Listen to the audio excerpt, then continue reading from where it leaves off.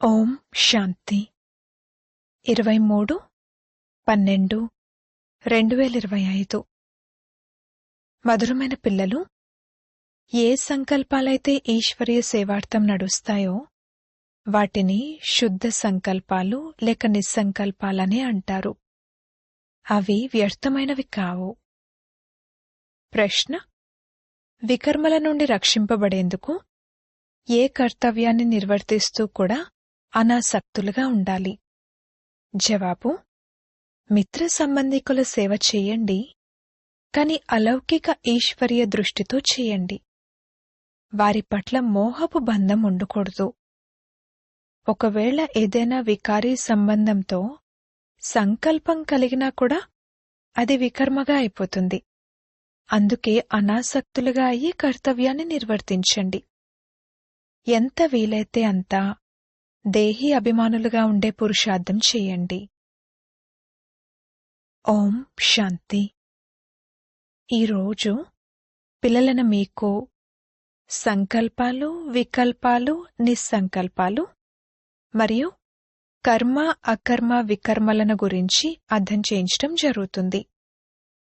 ఎప్పటి వరకైతే మీరిక్కడుంటారో అప్పటి వరకు మీకు సంకల్పాలు తప్పకుండా నడుస్తూనే ఉంటాయి.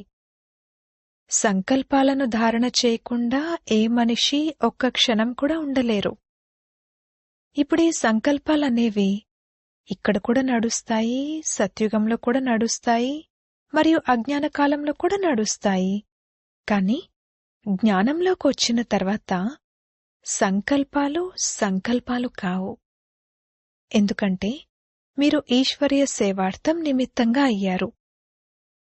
కావున యజ్ఞం కోసం ఏ సంకల్పాలైతే నడుస్తాయో ఆ సంకల్పాలు సంకల్పాలు కావో, అవి నిస్సంకల్పాలే అవుతాయి. ఇకపోతే అనవసరమైన సంకల్పాలేవైతే నడుస్తాయో, అనగా కలియుగి ప్రపంచం గురించి, కలియుగి మిత్ర సంబంధికుల గురించి ఏవైతే సంకల్పాలు నడుస్తాయో వాటిని వికల్పాలు అనంటారు. వాటి వల్లనే వికర్మలు జరుగుతాయి మరియు వికర్మల ద్వారా దుఃఖం ప్రాప్తిస్తుంది. ఇకపోతే యజ్ఞం గురించి గాని లేక ఈశ్వరీయ సేవ గురించి గాని ఏవైతే సంకల్పాలు నడుస్తాయో అవి నిస్సంకల్పాలుగా అవుతాయి. సేవ కోసం శుద్ధ సంకల్పాలు నడవచ్చు. చూడండి, పిల్లలను మిమ్మల్ని సంభాళించేందుకని బాబా ఇక్కడ కూర్చున్నారు. పిల్లల సేవ చేయడం కోసమని మాతాపితల సంకల్పాలు తప్పకుండా నడుస్తాయి. కాని ఆ సంకల్పాలు సంకల్పాలు కావు. వాటి వల్ల వికర్మలు తయారవ్వవు. కాని ఒకవేళ ఏదైనా వికారీ సంబంధంతో సంకల్పం నడుస్తే ఆ సంకల్పాలకు వికర్మ తప్పకుండా తయారవుతుంది. బాబా పిల్లలను మీకు చెప్తున్నారు, మీరు మిత్ర సంబంధికుల సేవ చేయండి, కాని అలౌకిక ఈశ్వరీయ దృష్టితో చేయండి. మోహపు బంధం ఉండకూడదు. అనాసక్తులుగా అయ్యి మీ కర్తవ్యాన్ని పాలన చేయండి. కాని ఎవరైనా ఇక్కడుంటూ కర్మ సంబంధంలో ఉంటూ వాటిని తెంచుకోలేకపోతే అయినా సరే వారు పరమాత్మను విడిచిపెట్టకూడదు. వారి చేతిని పట్టుకుని ఉన్నట్లయితే ఏదో ఒక పదవిని ప్రాప్తి చేసుకుంటారు. నాలో ఏ వికారం ఉంది అన్నదైతే ప్రతి ఒక్కరికి స్వయం గురించి తెలుసు. ఒకవేళ ఎవరిలోనైనా ఒక్క వికారం ఉన్నా కాని వారు తప్పకుండా దేహాభిమానులే. ఎవరిలోనైతే వికారాలు లేవో వారు దేహీ అభిమానులు. ఎవరిలో ఏ వికారం ఉన్నా సరే వారు శిక్షలు తప్పకుండా అనుభవిస్తారు. మరియు ఎవరిలోనైతే వికారాలు లేవో వారు శిక్షల నుండి విముక్తులవుతారు. ఉదాహరణకు కొంతమంది పిల్లలున్నారు. వారిలో కామమూ లేదు, క్రోధమూ లేదు, లోభమూ లేదు, మోహమూ లేదు. వారు సేవ చాలా బాగా చేయగలరు. ప్రస్తుతం వారి అవస్థ చాలా జ్ఞాన విజ్ఞానమయంగా ఉంది. వారికి మీరందరూ కూడా ఓటు వేస్తారు. ఇప్పుడు ఈ విషయం గురించి ఏ విధంగా నాకు తెలుసో అలాగే పిల్లలైన మీకు కూడా తెలుసు. మంచివారిని అందరూ మంచివారనే అంటారు. ఎవరిలోనైనా ఏదైనా లోపం ఉంటే అందరూ వారికి ఆ ఓటే వేస్తారు. ఎవరిలోనైనా ఏవైనా వికారాలుంటే వారు సేవ చేయలేరు అన్నది ఇప్పుడు నిశ్చయం చేసుకోండి. ఎవరైతే వికారాల ప్రూఫ్గా, వికారాలు లేనివారిగా ఉంటారో వారు సేవ చేసి ఇతరులను తమ సమానంగా తయారు చేయగలుగుతారు. అందుకే వికారాలపై పూర్తి విజయం పొందాలి. వికల్పాలపై పూర్తి విజయం పొందాలి. ఈశ్వరార్థం చేసిన సంకల్పాలను నిస్సంకల్పాలని అనవచ్చు. వాస్తవానికి నిస్సంకల్పత అని దేనినంటారంటే, సంకల్పాలు నడవనే నడవకూడదు, సుఖదుఖాల నుండి అతీతంగా అవ్వాలి. అది అంతిమంలో ఎప్పుడైతే మీరు లెక్కాచారాలను తీర్చుకుని వెళ్తారో అప్పుడు అక్కడ సుఖదుఖాలకు అతీతమైన ఆ అవస్థలో మీకెటువంటి సంకల్పాలు నడవవు. ఆ సమయంలో కర్మ, అకర్మ ఈ రెండింటికి అతీతమైన అకర్మీ అవస్థలో ఉంటారు. ఇక్కడ మీకు సంకల్పాలు తప్పకుండా నడుస్తాయి. ఎందుకంటే మీరు ఈ మొత్తం ప్రపంచమంతటినీ శుద్ధంగా చేయడానికి నిమిత్తంగా అయ్యారు. దానికోసం మీకు శుద్ధ సంకల్పాలు తప్పకుండా నడుస్తాయి. సత్యుగంలో శుద్ధ సంకల్పాలు నడుస్తాయి కావున ఆ సంకల్పాలు కావు. కర్మలు చేస్తున్నా కూడా కర్మబంధనాలు ఏర్పడవు. అర్థమైందా? ఇప్పుడు కర్మ, అకర్మ, వికర్మల గతి గురించైతే తండ్రే అర్థం చేయించగలరు. వారే వికర్మల నుండి విడిపించేవారు. వారు ఈ సంగమంలో మిమ్మల్ని చదివిస్తున్నారు. అందుకే పిల్లలు, మీపై మీరు చాలా అటెన్షన్ ఉంచండి. మీ లెక్కాచారాలను కూడా చూసుకుంటూ ఉండండి. మీరు లెక్కాచారాలను సమాప్తం చేసుకునేందుకని ఇక్కడికొచ్చారు. ఇక్కడికొచ్చి కూడా లెక్కాచారాలను తయారు చేసుకుంటూ ఉంటే ఇక శిక్షలు అనుభవించవలసి ఉంటుంది. గర్భజైల్లోని శిక్షలు తక్కువైనవేమీ కాదు. అందుకే ఎంతో పురుషార్థం చేయాలి. ఈ గమ్యం చాలా గొప్పది. అందుకే జాగ్రత్తగా నడుచుకోవాలి. వికల్పాలపై తప్పకుండా విజయం పొందాలి. ప్రస్తుతం మీరు ఎంతవరకు వికల్పాలపై విజయం పొందారు? ఎంతవరకు ఈ నిస్సంకల్ప అవస్థలో, అనగా సుఖదుఖాల నుండి అతీతమైన అవస్థలో ఉంటారు? ఇది మీకు మీరే తెలుసుకుంటూ ఉండండి. ఎవరైతే స్వయాన్ని అర్థం చేసుకోలేరో వారు మమ్మా బాబాని అడగచ్చు. ఎందుకంటే మీరు వారికి వారసులు కనుక వారు మీకు తెలియజేయగలరు. నిస్సంకల్ప అవస్థలో ఉండటంతో మీరు మీ వికర్మలనే కాదు, ఎటువంటి వికారీ వ్యక్తుల యొక్క వికర్మలనైనా కూడా అణిచివేయగలరు. కామంతో ఉన్న పురుషుడెవరైనా మీ ముందుకొచ్చినా కాని అతనికి వికారీ సంకల్పాలు నడవవు. ఎలాగైతే ఎవరైనా దేవతల వద్దకు వెళ్ళినప్పుడు వారెదురుగా వాళ్ళు శాంతిగా అయిపోతారో, అదే విధంగా మీరు కూడా గుప్త రూపంలో ఉన్న దేవతలు. మీ ఎదురుగా కూడా ఎవ్వరి వికారీ సంకల్పాలు నడవవు. కాని కామానికి వశమైన పురుషులు ఎంతోమంది ఉన్నారు. వారికొకవేళ అటువంటి సంకల్పాలు కలిగినా కాని మీరొకవేళ యోగయుక్తంగా నిలబడినట్లయితే వారు మీపై దాడి చేయలేరు. చూడండి పిల్లలు, మీరు పరమాత్మకు వికారాల ఆహుతిని ఇచ్చేందుకిక్కడికొచ్చారు. కాని కొందరు ప్రస్తుతం ఇంకా నియమానుసారంగా ఆహుతినివ్వలేదు. వారి యోగం పరంపితతో జోడించబడి లేదు. రోజంతా బుద్ధియోగం భ్రమిస్తూ ఉంటుంది. అనగా వారు దేహీ అభిమానులుగా అవ్వలేదు. దేహాభిమానులుగా ఉండటం వలన ఎవరో ఒకరి స్వభావం యొక్క ప్రభావంలోకి వచ్చేస్తారు. దానివలన పరమాత్మునితో ప్రీతిని నిర్వర్తించలేరు. అనగా పరమాత్ముని కోసం సేవ చేయడానికి అధికారులుగా అవ్వలేరు. కావున ఎవరైతే పరమాత్మ నుండి సేవ తీసుకుని మళ్లీ సేవ చేస్తున్నారో, అనగా పద్ధతులను పావనంగా తయారు చేస్తున్నారో, వారే నా సత్యమైన పక్కా పిల్లలు. వారికి చాలా గొప్ప పదవి లభిస్తుంది. ఇప్పుడు పరమాత్మ స్వయంగా వచ్చి మీకు తండ్రిగా అయ్యారు. సాధారణ రూపంలో వచ్చిన ఆ తండ్రిని తెలుసుకోకుండా వేరే ఏ రకమైన సంకల్పాలనైనా ఉత్పన్నం చేయడమంటే అది వినాశనం పొందడమే. ఇప్పుడు ఎటువంటి సమయం వస్తుందంటే 108 జ్ఞానగంగలు పూర్ణావస్థను ప్రాప్తి చేసుకుంటారు.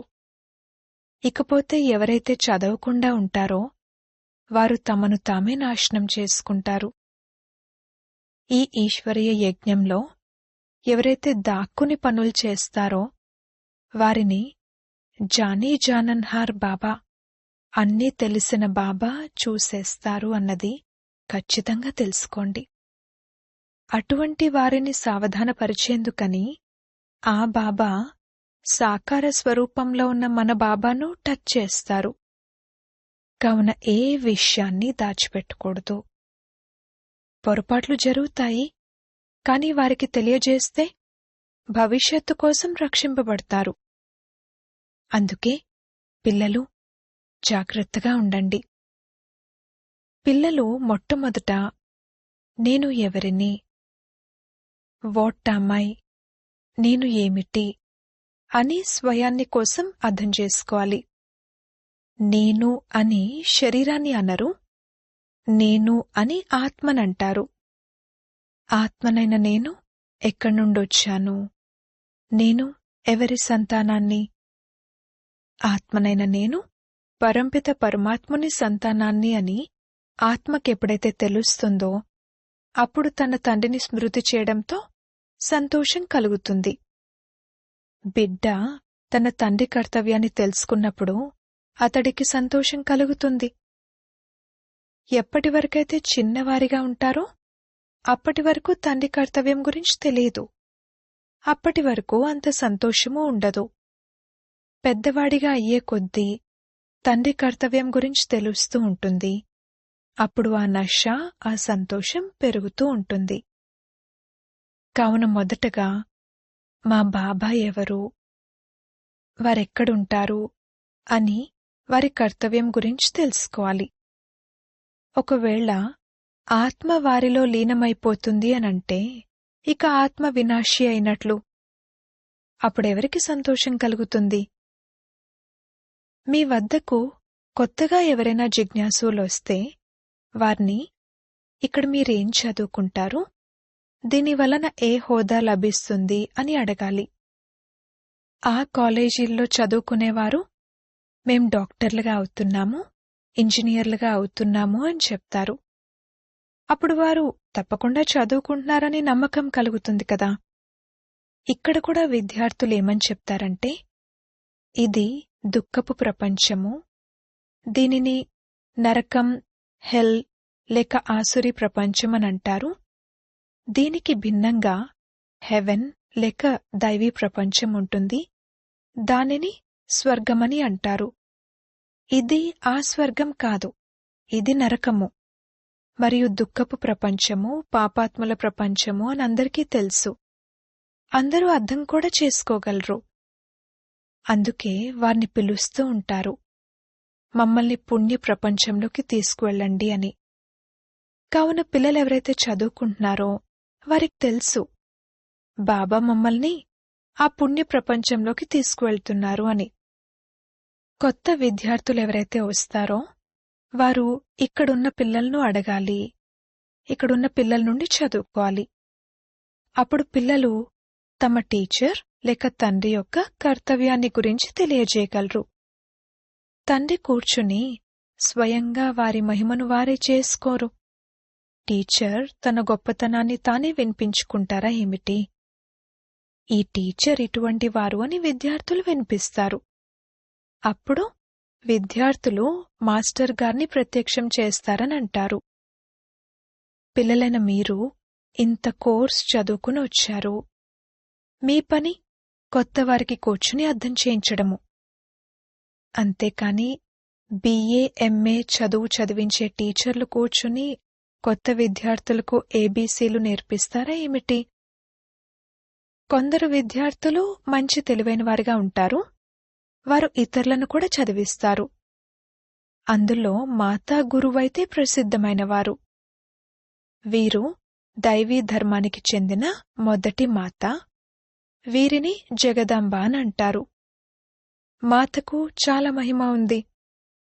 బెంగాల్లో కాళీ, దుర్గా, సరస్వతి మరియు లక్ష్మి ఈ నలుగురు దేవీలకు చాలా పూజలు చేస్తారు. ఇప్పుడు ఆ నలుగురి కర్తవ్యాలేమిటో తెలియాలి.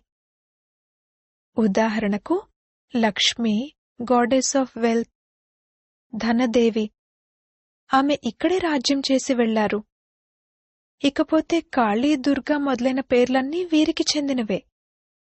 ఒకవేళ నలుగురు మాతలుంటే వారికి నలుగురు పతులు కూడా ఉండాలి కదా. ఇప్పుడు లక్ష్మికి పతి నారాయణుడు అన్నది అందరికీ తెలిసిన విషయమే. కాళీకి పతి ఎవరు? శంకరుడు అని అక్కడున్నవారు సమాధానమిచ్చారు. కాని శంకరుణ్ణి పార్వతికి పతి అనంటారు. పార్వతేమీ కాళీ కాదు. కాళీని పూజించేవారు చాలామంది ఉన్నారు. కాళీమాత అని మాతను తలుచుకుంటారు. కాని పితా గురించి తెలియదు. కాళీకి పతి అన్నా ఉండాలి, లేక పితా అన్నా ఉండాలి. కాని అది ఎవ్వరికీ తెలీదు. మీరు అందరికీ అర్థం చేయించాలి. ప్రపంచం ఇదొక్కటే. ఇదే ఒకసారి దుఃఖపు ప్రపంచంగా నరకంగా అవుతుంది. ఇదే మళ్లీ సత్యుగంలో స్వర్గంగా అవుతుంది. లక్ష్మీనారాయణలు కూడా ఇదే సృష్టిపై సత్యుగం ఉన్నప్పుడు రాజ్యం చేసేవారు. అంతేకాని సూక్ష్మ రూపంలోని లక్ష్మీనారాయణలున్నటువంటి సూక్ష్మ వైకుంఠమేమీ లేదు. వారి చిత్రాలిక్కడే ఉన్నాయి కావున వారు తప్పకుండా ఇక్కడే రాజ్యం చేసి వెళ్లారు. ఆట అంతా ఈ స్థూల ప్రపంచంలోనే నడుస్తుంది. చరిత్ర భౌగోళికాలు ఈ స్థూల ప్రపంచానికి చెందినవే. సూక్ష్మవతనానికి చరిత్ర భౌగోళికాలేవీ ఉండవు. కాని ఈ విషయాలన్నింటినీ వదిలి మీరు కొత్తగా వచ్చిన జిజ్ఞాసులకు మొదట భగవంతుని గురించి నేర్పించాలి. ఆ తర్వాత రాజ్యాధికార వారసత్వం గురించి అర్థం చేయించాలి. భగవంతుడు అనగా గాడ్.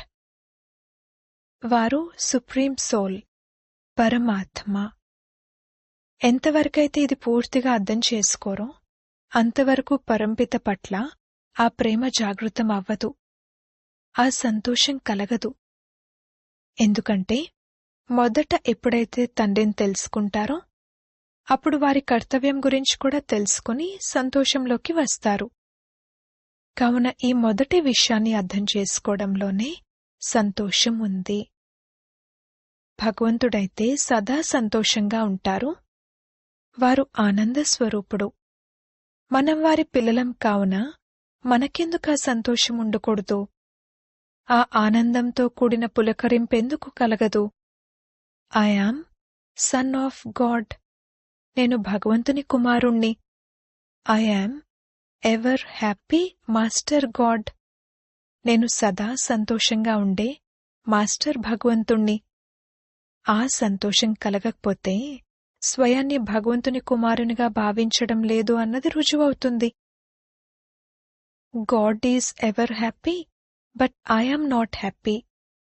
భగవంతుడు సదా సంతోషంగా ఉంటారు, కాని నేను సంతోషంగా లేను. ఎందుకంటే తండ్రి గురించి తెలియదు. విషయమైతే సహజమైనదే. కొందరికి ఈ జ్ఞానం వినడం కంటే శాంతి మంచిగా అనిపిస్తుంది. ఎందుకంటే జ్ఞానాన్ని తీసుకోలేని వారు చాలామంది ఉన్నారు. అంత సమయం ఎక్కడుంది? కేవలం భగవంతుణ్ణి తెలుసుకుని సైలెన్స్లో ఉన్నా అది కూడా మంచిదే. ఏ విధంగా సన్యాసులు కూడా కొండల్లోని గుహల్లోకి వెళ్లి పరమాత్ముని స్మృతిలో కూర్చుంటారో అలా పరంపిత పరమాత్ముని స్మృతిలో, ఆ సుప్రీం లైట్ స్మృతిలో ఉన్నా మంచిదే. వారి స్మృతితో సన్యాసులు కూడా నిర్వికారులుగా అవ్వగలరు. కాని ఇంట్లో కూర్చునుంటే స్మృతి చేయలేకపోతారు. అక్కడైతే పిల్లల పట్ల మోహం వెళ్తూ ఉంటుంది. అందుకే కదా వారు సన్యాసిస్తారు. పవిత్రంగా అయితే అందులో సుఖం ఉంటుంది కదా. సన్యాసులు అందరికంటే మంచివారు. ఆదిదేవ్ కూడా సన్యాసిగా అయ్యారు కదా. ఎదురుగా వారి మందిరం, ఆదిదేవ్ మందిరముంది. అక్కడ తపస్య చేస్తున్నారు. గీతలో కూడా దేహధర్మాలన్నింటినీ సన్యసించండి అనంటారు. వారు సన్యసించి వెళ్లి మహాత్ములుగా అవుతారు. గృహస్థులను మహాత్ములు అని అనడం నియమవిరుద్ధము. మీ చేతైతే పరమాత్మే వచ్చి సన్యాసం చేయించారు. సన్యాసం చేసేది సుఖం కోసమే. మహాత్ములెప్పుడూ దుఃఖితులుగా అవ్వరు. రాజులు కూడా సన్యసించినప్పుడు తమ కిరీటం మొదలైనవి విసిరేస్తారు. ఉదాహరణకు గోపీచంద్ రాజు సన్యసించారు కదా, కనుక తప్పకుండా అందులో సుఖం ఉంది. అచ్చా, మధురాతి మధురమైన సిక్కిలదే పిల్లలకు మాతాపితా బాప్దాదాల ప్రియస్మృతులు మరియు గుడ్ మార్నింగ్. ఆత్మిక పిల్లలకు ఆత్మిక తండ్రి నమస్తే. ధారణ కొరకు ముఖ్య సారము. మొదటి పాయింట్, దాక్కుని ఎటువంటి తప్పుడు కర్మలు చేయకూడదు. బాప్దాదా నుండి ఏ విషయాన్ని దాచిపెట్టకూడదు. చాలా చాలా జాగ్రత్తగా ఉండాలి.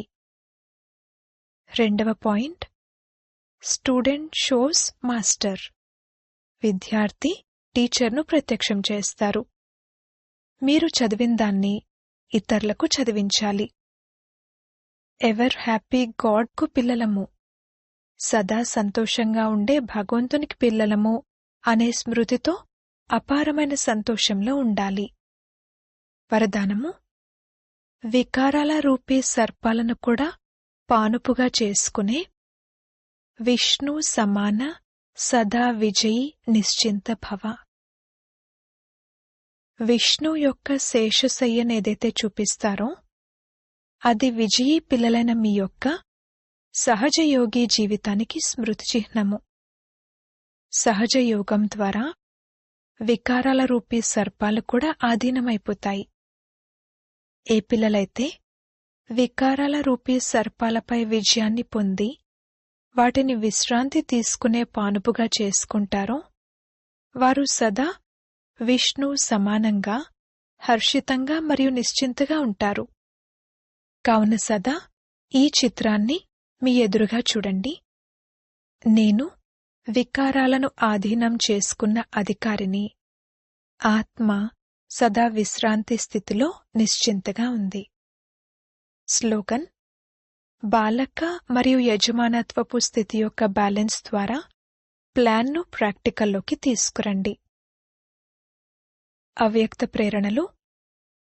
ఇప్పుడు సంపన్నంగా మరియు కర్మాతీతంగా అవ్వాలి అనే ధ్యాసలోనే ఉండండి. మీ ప్రతి కర్మేంద్రియం యొక్క శక్తికి సూచన ఇవ్వండి. అప్పుడు సూచన ద్వారానే ఎలా కావాలంటే అలా నడిపించగలగాలి. ఇటువంటి కర్మేంద్రియ జీతులుగా అవ్వండి. అప్పుడే ప్రకృతి జీతులుగా అయి కర్మాతీత స్థితి యొక్క ఆసనధారుల నుండి విశ్వరాజ్యాధికారులుగా అవుతారు. ప్రతి కర్మేంద్రియము జీ హజూర్, జీ హాజిర్ అంటూ నడుచుకోవాలి. రాజ్యాధికారులైన మిమ్మల్ని సదా స్వాగతించాలి, అనగా సలాం చేస్తూ ఉండాలి. అప్పుడే కర్మాతీతులుగా అవ్వగలరు. ఓం శాంతి.